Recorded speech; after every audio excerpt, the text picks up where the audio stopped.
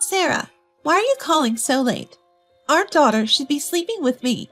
That's what Karen, my daughter-in-law, yelled when I called to ask about my granddaughter Mary. The thing is, Mary is right next to me. It's past midnight, and it's snowing outside.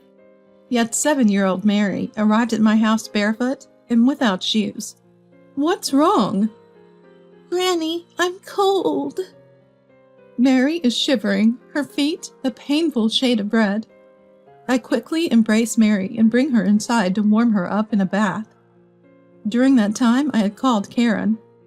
I was stunned by Karen's unexpected response when I suddenly heard a voice I couldn't believe. I'm Sarah, 58 years old. I've been living alone since my husband passed away 3 years ago and manage the apartment complex we used to run together. I have one son, Brian, who married Karen 8 years ago, and they have Mary, who just started elementary school this year. Brian's family lives just a 10-minute drive from my house, and they would often visit me, driven over by Brian. Each time I couldn't get enough of Mary, who would cling to me and never want to leave my side. 6 months ago, Brian was assigned overseas for a year. Because of Mary's schooling, he decided to go alone. Being a family man, I supported Brian's decision. However, the moment Brian left the country, Karen, who used to visit frequently, disappeared. One evening, feeling lonely without seeing Mary, I happened to pass by Brian's house.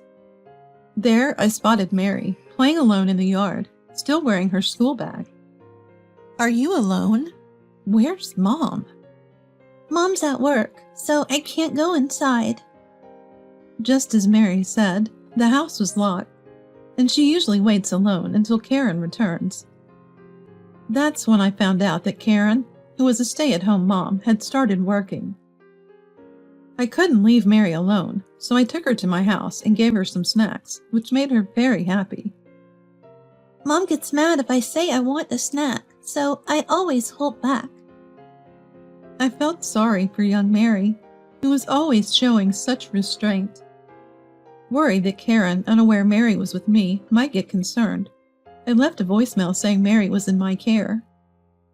Later that evening, while having dinner with Mary, Karen came home. Without even a greeting, Karen entered and immediately began scolding.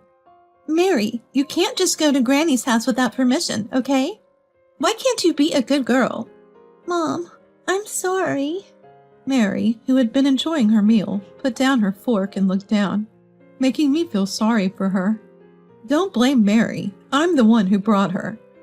I shouldn't have brought her without asking. Can we stop this? Doesn't this make me look like a bad mom? No, it doesn't. But if you're going to start working, you could have told me. I can look after Mary. With that, Karen's attitude changed abruptly. Really? Thank you. This is a big help. Yes, of course. Yay, I get to eat Granny's delicious food.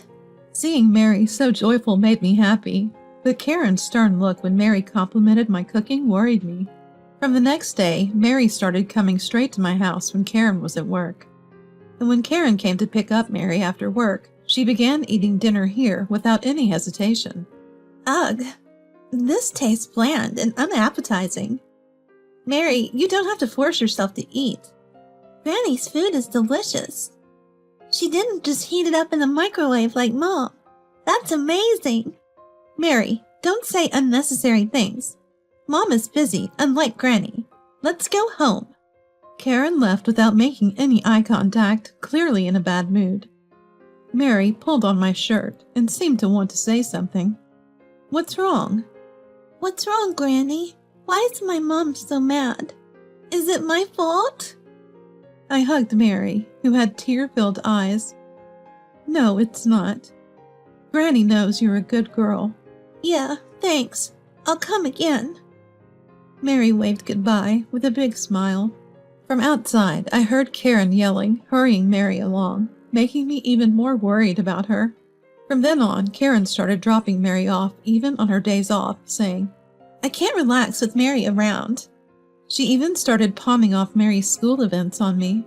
Karen, I can't attend the parent-teacher meeting next week. I have a community gathering. I'm sorry.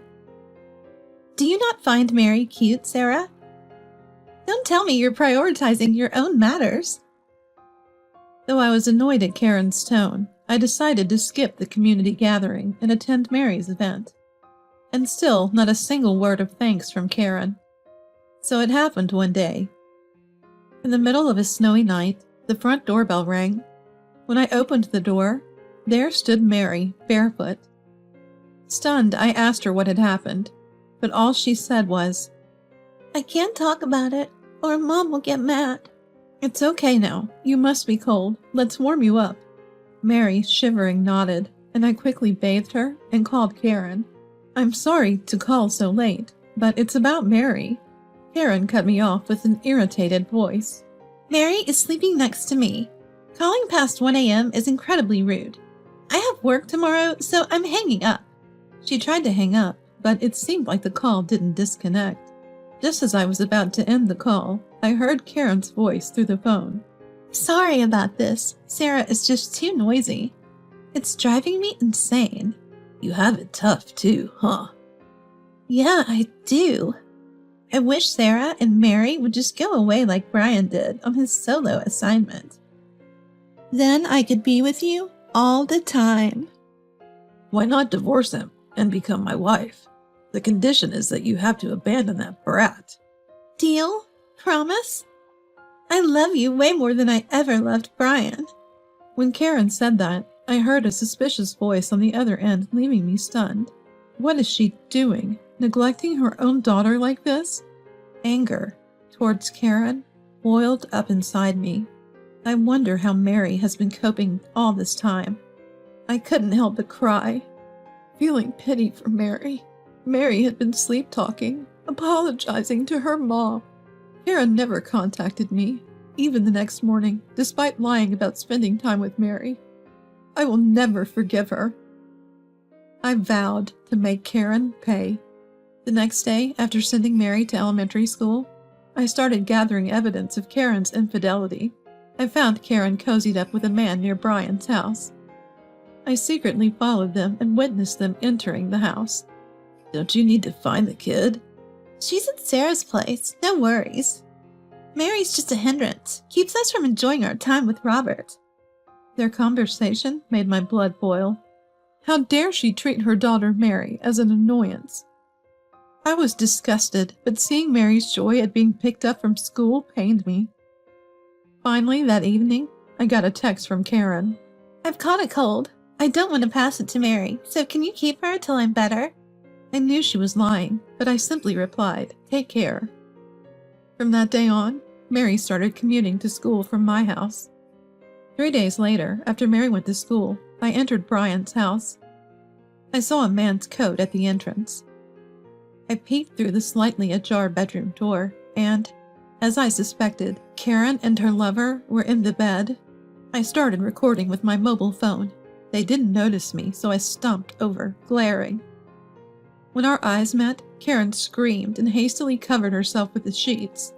Who is this woman? Sarah! What? Nice to meet you. It seems my Karen has been relying on you quite a bit, hasn't she? Faced with an unavoidable situation, he stays silent. What are you two doing? Still standing there like that? As soon as they say this, the two of them hurriedly get dressed. Sarah, please don't tell Brian about this. Oh, why not? You're planning to leave Brian and abandon Mary to be with this guy, aren't you? I never said that. Playing dumb won't help you. I even have evidence. I then revealed that I had recorded the phone call Karen thought she had ended. I can't believe this. It's disgusting that you were eavesdropping. Is that all you've got to say? You are Mary's mother, and you don't even consider how she felt coming home alone. How can you not think about that? I choke back tears as I think about Mary. It's not Mary's fault for being gone. If you care so much about that kid, why don't you take her? Not a bad idea. Mary is very attached to Sarah. Just when I thought it was pointless to say any more to Karen, the bedroom door swung open violently. Karen, enough is enough. Brian, who had been listening from outside, yells, and Karen freezes as she looks at him. Brian, why are you here? I heard about everything from Mom and flew back for this very day. Karen, you're the worst wife and mother. That's not true. You're misunderstanding. Really? Then explain why you neglected Mary to have an affair. Karen looks at Robert for help, but he ignores her. Come on, say something. What can I say when your husband shows up? That's it. I'm divorcing you, Karen. And you'll never see Mary again. Just give me the child support and do as you please. What? No. If that's the case, I'll take Mary. In this situation, I couldn't help but confront Karen. Karen, you don't even have a job. How are you going to raise Mary? At this, Karen begins to stammer, looking for an excuse. You quit your job to spend time with your affair, didn't you? Karen doesn't respond, but looks at Robert, who is about to leave, but is stopped by Brian. Running away when you're also responsible? Show me your ID now. Robert reluctantly hands over his license under Brian's piercing gaze. I capture it on camera, hand it back to Robert, and he rushes out. Wait, don't leave me. Left behind, Karen breaks down in tears. Karen, you need to leave this house right now.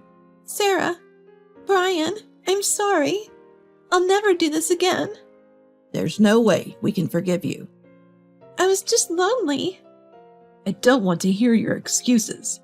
Brian then presented the prepared divorce papers to Karen. I couldn't just stand there watching Karen cry even more intensely. Being a mom isn't just about giving birth. Karen, you chose being a woman over being a mom. You're unfit to be a mother. What are you talking about? Sarah, your thinking is outdated. Loving your child is timeless. Well, Karen, you'll probably never get that since you see your child as an inconvenience. Karen then clung to my legs. Sarah, I'm sorry. From now on, I'll take proper care of Mary. Please forgive me. No way. It's your own fault. I pushed Karen away, and she said nothing more, hanging her head in shame. Then Karen resigned herself and filled out the divorce papers. After that, she left the house without ever coming to see Mary again. They divorced, and Brian claimed $30,000 in damages from Karen and Robert. Karen was disowned by her parents-in-law after they found out about the affair, and was even kicked out of her family home. She was also abandoned by her lover and is now hopping from one friend's house to another. Karen has now started working a night job to pay the claimed damages and child support. Brian discussed the situation with his company and decided to quit his overseas assignment and work in America. He sold the apartment they were living in and decided to live with me. When we told Mary, she easily accepted it, saying, I won't be lonely if Dad and Granny are around. Now my life revolves around Mary, and despite the busy days, I feel happy and fulfilled. I vow to fully love Mary, who smiles more than ever, and to be her ally in any situation.